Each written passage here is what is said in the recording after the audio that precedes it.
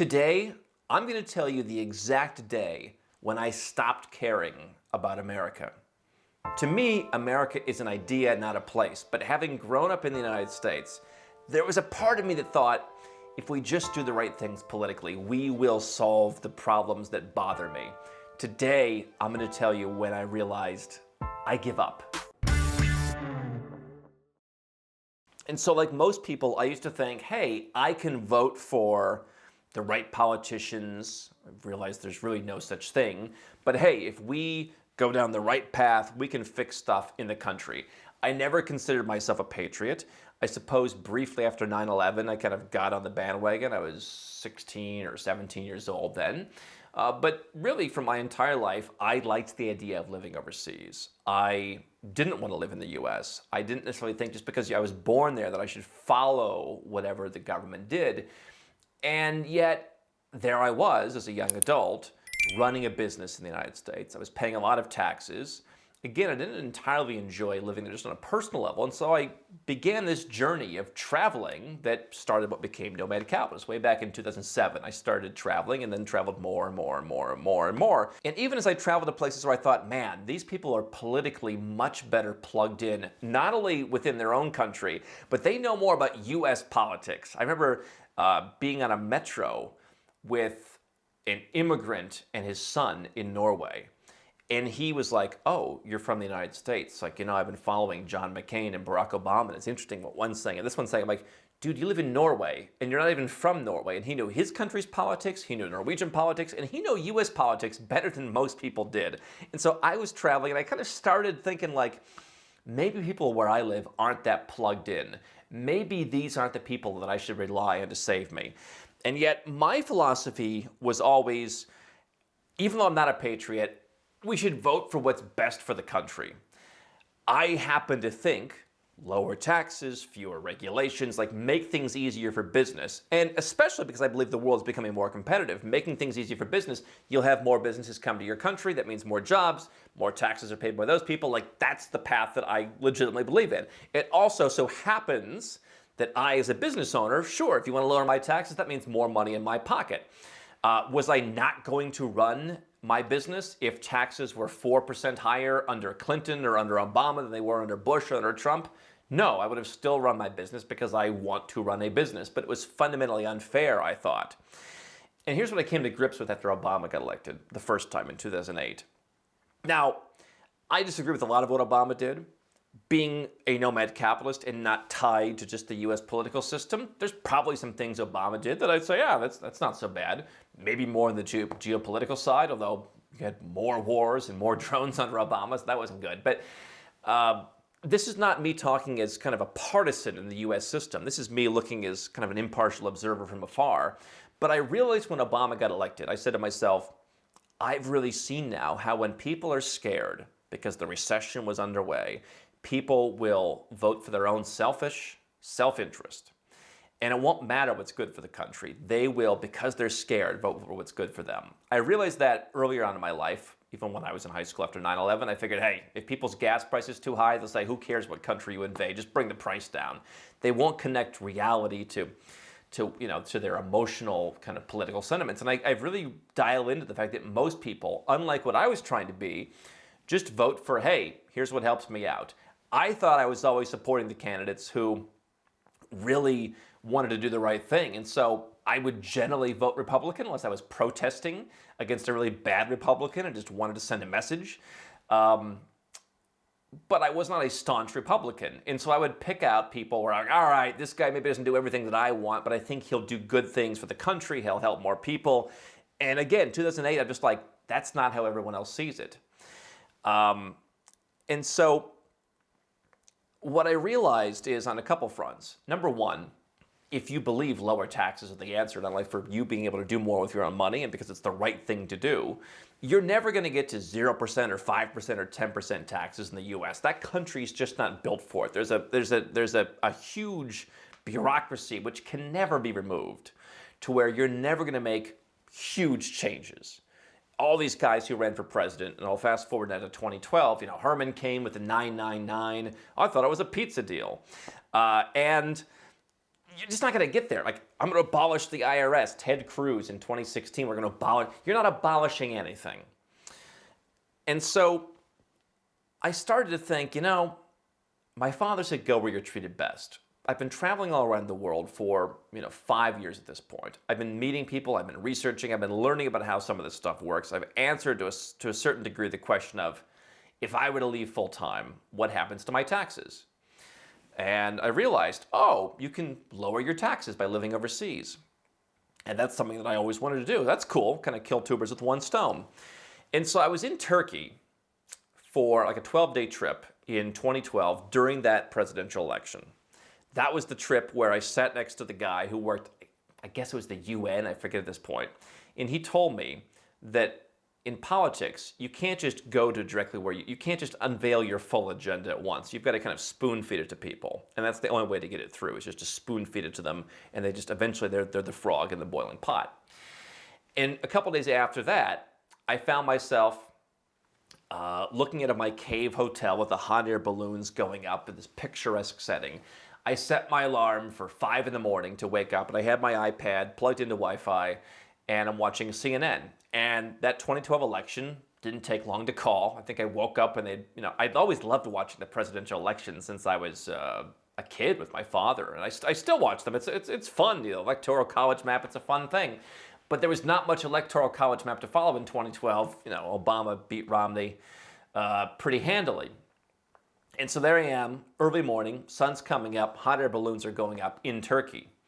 And I'm watching on my iPad, and I'm saying to myself, okay, it's going to be 4 more years of a president that says you didn't build that, who wants to raise your taxes. And again, do not view this as a guy who is in the U.S. like, I'm the Republican Party. I'm very politically homeless. That's what happens when you move overseas. Again, sure, Obama and I can agree on a few things. But it wasn't about Obama. It was about realizing that people voted for a guy when they were scared because he was going to help them. When I was trying to say, hey, listen, let me vote for the person that I think is best, even if I have to, get a few things that I don't want or I don't get quite as much as I want. Most people aren't going to do that because they're emotional. Other people are just dumb and they vote for the guy with the nicer nose or whatever. But here's Obama getting reelected. And I said, the guy who said you didn't build that, people are like, that's cool. Just keep giving us our stuff. And I realized then, wait a second, most people don't see things the way I do. And that was right there. I had just registered nomadcapitalist.com a couple weeks earlier. And I said, I'm going to do this. I've been spending a majority of my time at that point in at least 1 year outside of the US. And I'd started to build up some friends and professionals. I had talked about moving overseas and what that would do to taxes. And I, had taken some steps. I said, this is it. I changed my Facebook profile image to the picture of the city manager of Hong Kong because I had a great fascination with Hong Kong. It was a great place to go back then. And I said, I just don't want to, I've not wanted to live in the US. I said, this is it hit me. This is it. Again, I'm not a patriot. I don't think we're going to vote ourselves to prosperity, but I just think that we have a great societal division happening in the United States, and I'm going to be on the wrong side of it. And I think once in a country with the heft of the U.S., you don't turn on a dime. When I met the former president of Georgia, Mikhail Saakashvili, you've got a country of 4 million people. You had real problems. They were like post-Soviet. It was a mess. Okay, a guy comes in, we're slashing and burning everything. Every police officer's fired. Every tax is gone. We're bringing in a few to replace them. You can't do that in the U.S. Number one, it hasn't hit rock bottom yet. And number two, it's huge. And I said to myself, you're not going to change the way that society is progressing, where you didn't build that is not only accepted, but wins in a landslide. And I've been telling you for years, all the years we've been here, that culture matters. And if you live in the Western world, the culture, thanks to these politicians, Obama ushered in some of this or continued some of this, is, hey, if you employ people, you're a jerk. Look at Hillary Clinton in 2016. I want to bring in profit sharing. If you build the profits, if you're an entrepreneur, listen, we have great people on our team. We've got close to 60 people at Nomad Capitalist. And many of them are great. And occasionally some of them aren't great. But I say to myself, what I did and the risks that I took and everything else before they came in should be rewarded. There should be a risk premium on what I make versus what someone who works for me makes, because we have enough money in the bank to pay them all for years, even if we didn't make a dollar in revenue. And so that's important to me to make sure they get paid no matter what. I don't get paid no matter what for years, And so that's not a statement. You'll probably see some comments like, "Oh, look at this guy thinks he should get more money." Yeah, that's in vogue in many countries in the world. You go to many of the places that I've been in Asia, they're like, "Oh yeah, you're the business owner. Yeah, that's great. You should get more." It's not the case in the Western world. And so what I did as I was living overseas as a U.S. citizen is I said, you know what? I'm just going to vote for my own interest. And so when I told you before, I said if I could have picked any of the candidates from the primaries in 2016, I did not vote in 2016, but if I could have picked any of the candidates, it would have been Bernie Sanders. Now, we make fun of Bernie Sanders all the time. I don't agree with Bernie Sanders. There's probably a few things we agree on. But we don't agree on anything, certainly economically. But the one thing that there was kind of a rumor that he talked about is, hey, we should raise taxes as high as possible in this country, but if you live overseas, we should shift to the same model, right? Bernie Sanders is always talking about, all the other country, every other country in the world. And I think that there was talk that maybe he would never get it through, but that he wanted to end citizenship-based taxation for the U.S. to where you could leave the country and just stop paying. And so, hey, that's in my economic interest. If I'm an American, I'd like to be able to break free of the system the same way everyone else on earth would. And so, hey, let me just vote in my own self-interest. Ultimately, I enjoyed, as I watched the presidential election in 2016, watching people crying and, just seeing the dramatic change of how an outsider could win. Ultimately, I've talked about how I didn't think America First would be good for expats, and I think I, in some ways, was proven correct. The idea of America First is, hey, we've got the best country ever, come back and live here.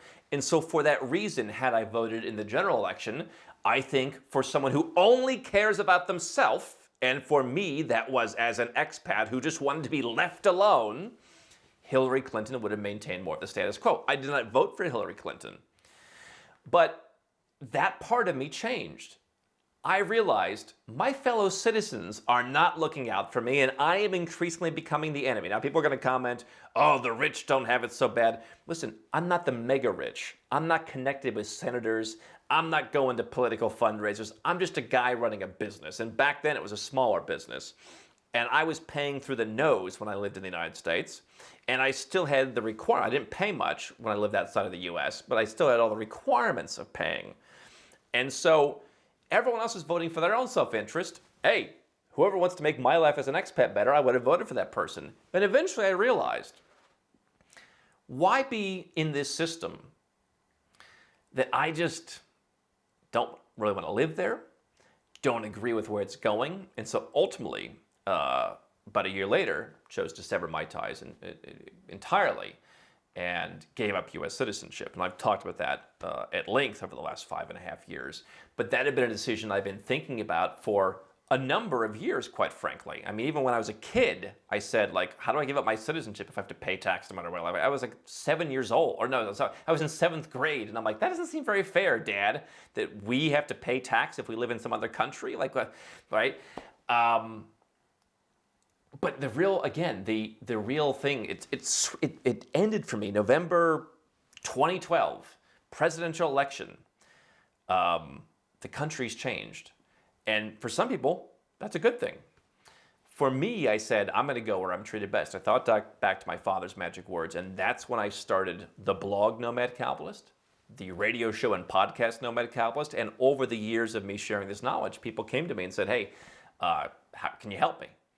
That's what we do now. We help people who are 7- and 8-figure entrepreneurs who want to find ways to connect with all the different experts that I've met over these last 15 or 16 years and have one general contractor manage the process of legally reducing your tax, getting residence permits, getting citizenships, doing everything that you got to do to give yourself a buffer from where you're from, all the way to divorcing yourself entirely.